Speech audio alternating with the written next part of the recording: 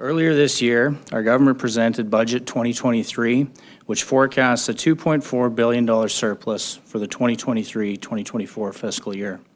Today, our first quarter report shows a $94 million increase in that projection. This comes even as we saw lower WTI prices earlier in the year, and as we've continued to experience the volatility that we've become so accustomed to over the years.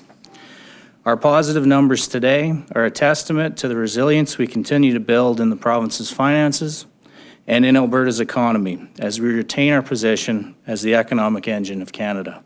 Over the first quarter of the fiscal year, the price of West Texas Intermediate oil averaged significantly lower than our Budget 2023 projection. We're now forecasting $75 per barrel for this fiscal year, which is $4 less than the $79 we forecasted budget as a result of weakness in the first 3 months of the year.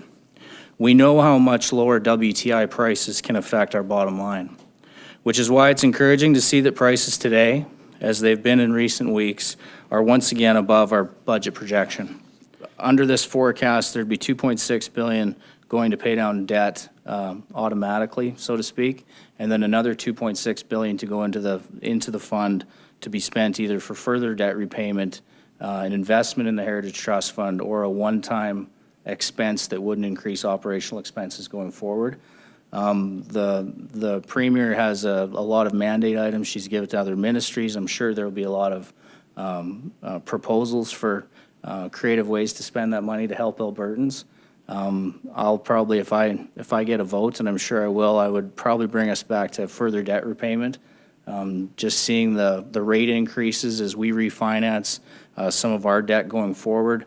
Over the next 3 years, we have about $26 billion in debt that's maturing, so it will be refinanced at a higher rate. So I'll be pushing for further debt repayment in those conversations. It's been an unprecedented fire year, and that directly corresponds with the issues we're having with our contingency. About $980 million of the $1.5 billion contingency has either been spent or is earmarked for wildfire. $750 million in pre-suppression and response for wildfire. That's in years past, they may have just shown the actual money spent at a first quarter report like this. To the end of last month, we'd spent about $514 million on wildfire.